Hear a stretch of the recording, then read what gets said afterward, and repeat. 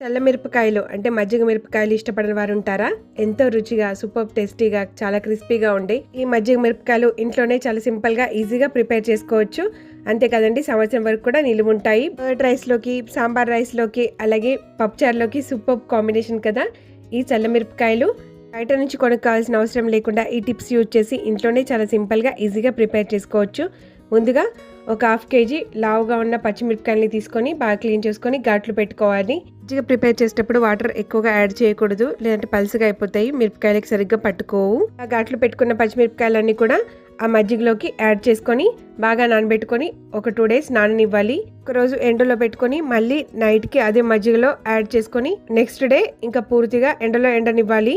5 days బాగా ఎండలో ఎండిన తర్వాత వాటిని డీప్ ఫ్రై చేసుకొని మీకు నచ్చిన కాంబినేషన్తో ఎంజాయ్ చేయండి. చల్ల మిరపకాయల డీటెయిల్ రెసిపీ లాంగ్ వీడియో మన ఛానల్లో ఉంది, ఒకసారి తప్పకుండా చూడండి. ఇలాంటి మంచి మంచి వీడియోస్ కోసం please subscribe to our channel. Bye.